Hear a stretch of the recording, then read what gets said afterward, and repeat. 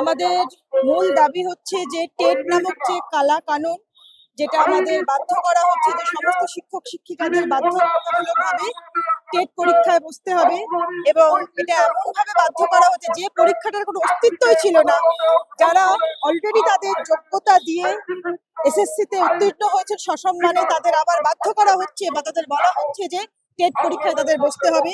এবং খুব হাস্যাস্পদ ভাবে যে আমাদের human resource development minister Dharmendra প্রধান, যিনি পদত্যাগ করেছেন ছাত্রদের চাপে, ছাত্র আন্দোলনের চাপে, তিনি পশ্চিমবঙ্গে এসে ইলেকশনের আগে এসে বলেছিলেন যে শিক্ষক শিক্ষিকাদের টেট পরীক্ষায় বসতে হবে না।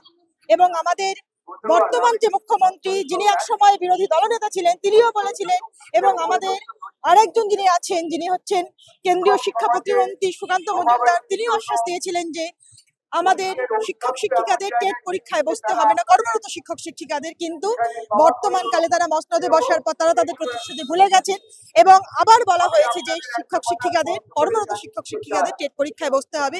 এবং এর সাথে হচ্ছে আমাদের যে বকেয়া ডিএ, যেটা সুপ্রিম কোর্ট বলেছিল যে সমস্ত সরকারি কর্মচারী এবং ক্যান্টিনের অর্থাৎ শিক্ষক শিক্ষিকা প্রত্যেককে তাদের বকেয়া দিয়ে সেটা মিটিয়ে দিতে হবে, যেটা থেকে এখনো পর্যন্ত আমাদের বঞ্চিত করা হচ্ছে।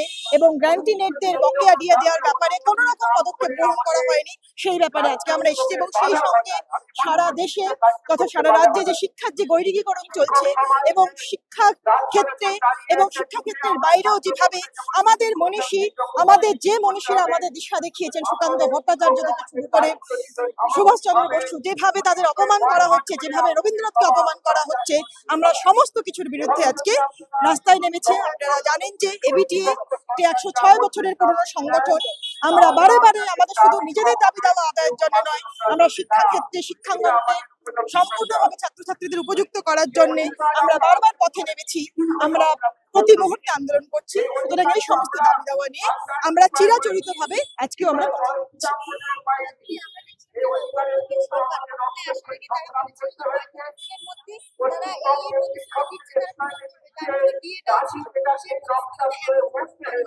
সেটাই বললাম তো, যে বকেয়া দিয়ে যেটা বলেছিলেন যে 45 দিনের মধ্যে সবাইকে দেওয়া হবে, সেখানে আমাদের ক্যান্টিনের মানে সরকারি শিক্ষক শিক্ষিকা যারা, তাদের ক্ষেত্রে কিন্তু কোনো পদক্ষেপ নেওয়া হচ্ছে না, এবং এ ব্যাপারে কিন্তু সরকার চোখ কান বন্ধ করে রেখে দিয়েছে।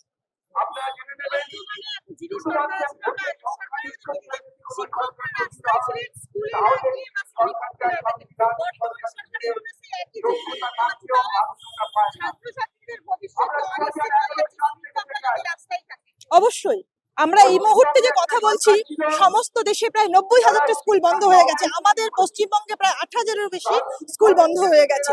এবং আপনারা জানেন যে 26,000 শিক্ষক শিক্ষয়িত্রী, যেটা নিয়ে সুপ্রিম কোর্টের রায়ে 26,000 শিক্ষক শিক্ষয়িত্রী চাকরি চলে গিয়েছিল, এটা বিগত সরকারের যে কারাপশন ছিল, যে ভয়ঙ্কর দুর্নীতি ছিল, যে দুর্নীতি সমগ্র ভারতবর্ষে হচ্ছে নজিরবিহীন। এবং সেই শিক্ষক শিক্ষিকাদের তাদের শিক্ষাঙ্গনে ফিরিয়ে আনার জন্য এই সরকার এখনো পর্যন্ত কিন্তু কোনো প্রচেষ্টা করছে না। এবং এখনো পর্যন্ত যে বিভিন্ন যে শূন্য পদগুলো আছে, সেই পদগুলো ফিল আপ করার জন্য, এবং এই শূন্য পদগুলো নিয়ে আমাদের চলতে হচ্ছে।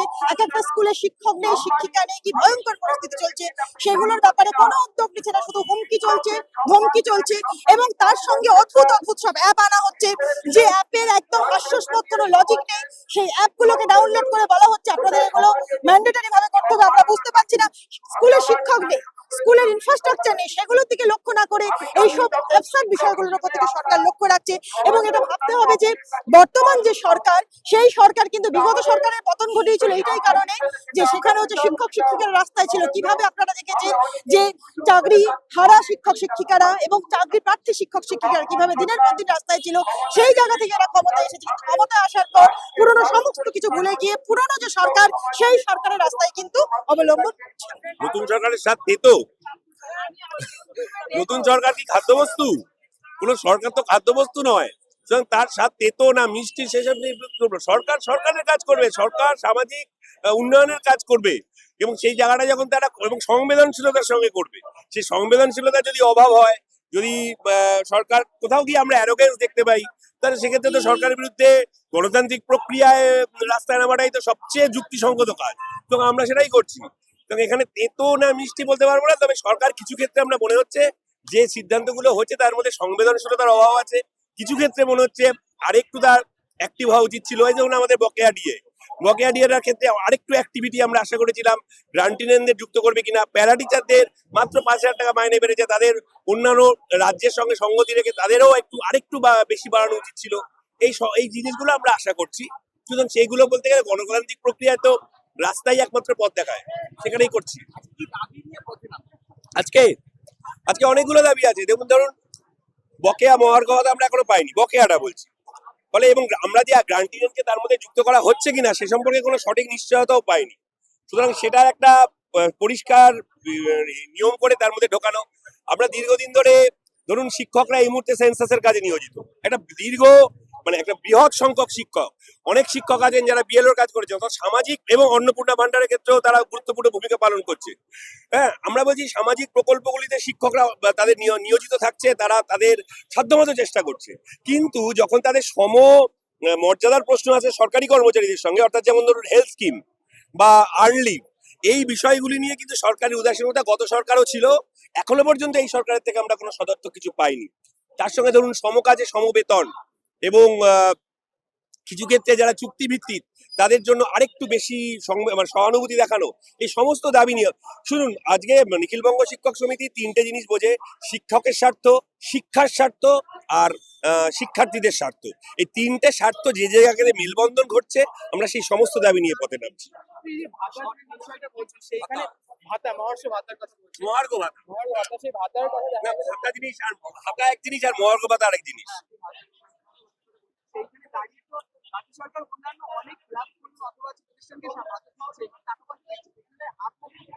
আমি আবার আপনাকে বললাম, ভাতা এক জিনিস আর মহার্ঘ ভাতা আরেক জিনিস, দুটো এক নয়।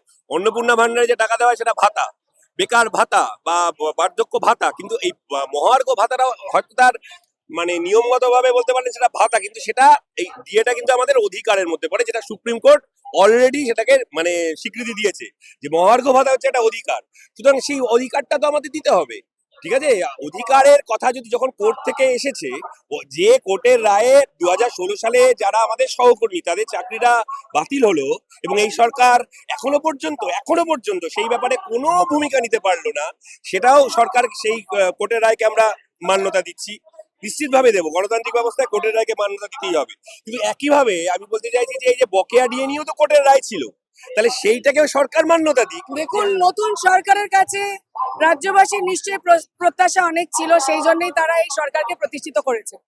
আমাদের যে অভিজ্ঞতা, আজকে যা যা ইস্যু নিয়ে আমরা পথে নামছি, বিগত 15 বছর যখন অন্য সরকার ছিলেন তখনও আমরা এই ইস্যুগুলোকে সামনে নিয়ে পথে নেমেছিলাম।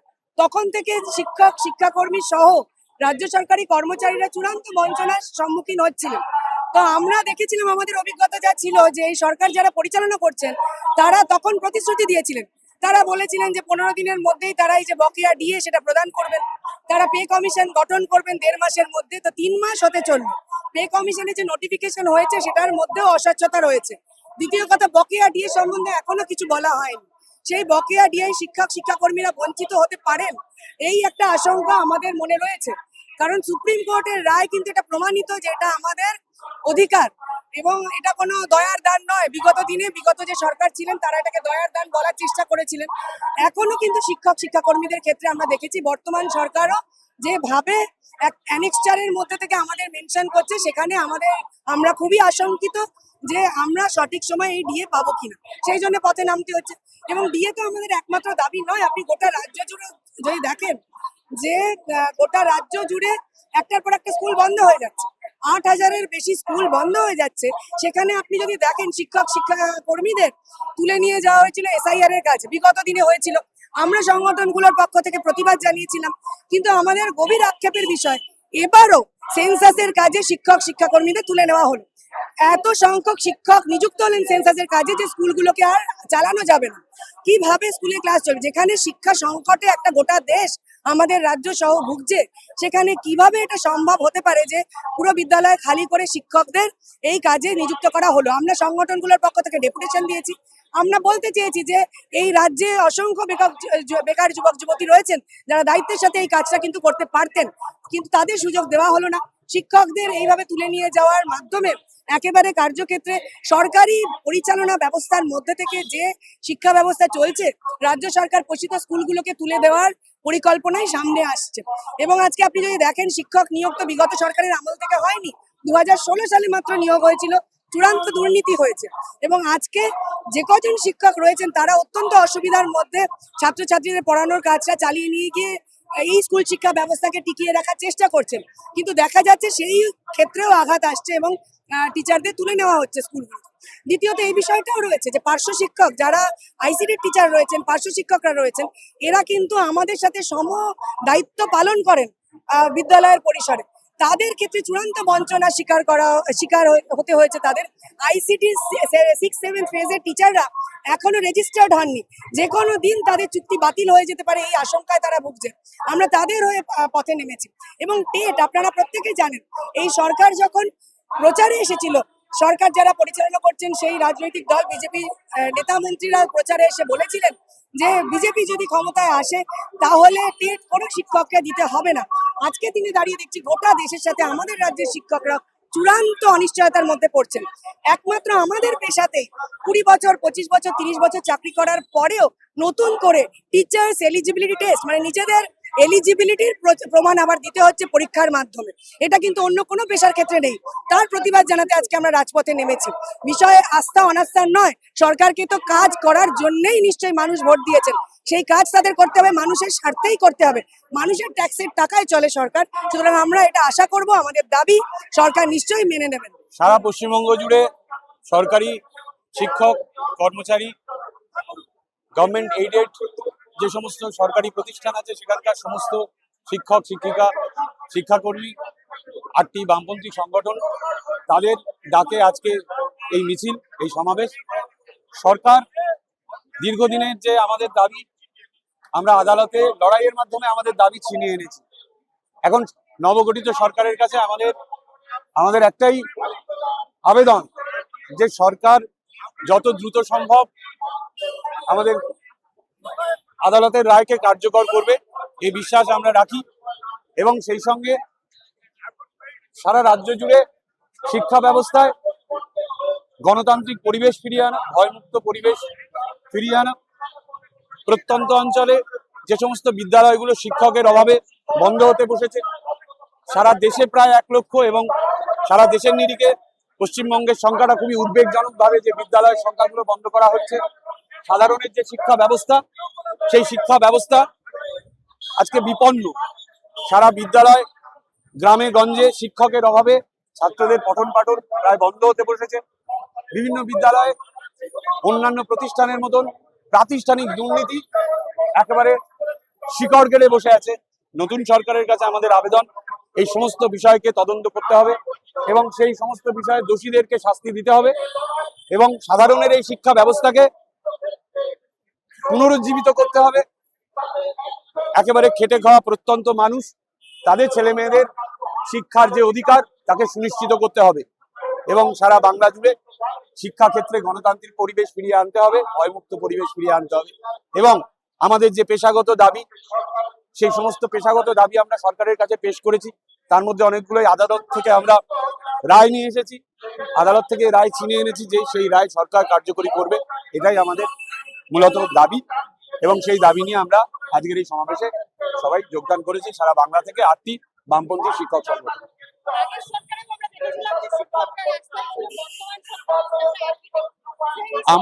আমরা প্রত্যাশা করেছিলাম যে আগের সরকার, কেন সারা পশ্চিমবঙ্গবাসী জানে যে এই 15 বছরের দুর্নীতিগ্রস্ত একটা সরকারকে সরানোর জন্য গোটা রাজ্যের শিক্ষক সমাজ, গোটা রাজ্যের সরকারি কর্মচারী সমাজ তারা কিভাবে মাঠে নেমেছিলেন। এবং তারা শুধু নিজেদের দাবি নিয়ে লড়াই করেননি, তারা গোটা রাজ্যের মানুষের, সাধারণ মানুষের দাবি নিয়ে যেভাবে রাস্তায় নেমেছিলেন, তাই আজকে একটা স্বৈরাচারী সরকার তার পতন ঘটেছে। এবং আমরা আশা করি যে নতুন সরকার গঠিত হয়েছে, সমস্ত গণতান্ত্রিক সমস্ত ব্যবস্থাকে তারা অক্ষুণ্ণ রাখবে এবং যে সংবিধানের শপথ নিয়ে সেই সরকার শপথ গ্রহণ করেছে, সেই জনগণের প্রত্যেকটা দাবিকে সামনে রেখে সুষ্ঠুভাবে একটা রাজ্যের শিক্ষা ব্যবস্থাকে পুনরুজ্জীবিত করতে যা যা করার এবং আমাদের এই ন্যায্য দাবি যত দ্রুত সম্ভব পূরণ করার জন্য আমরা আবেদন জানাতে এই মিছিল নিয়ে আমরা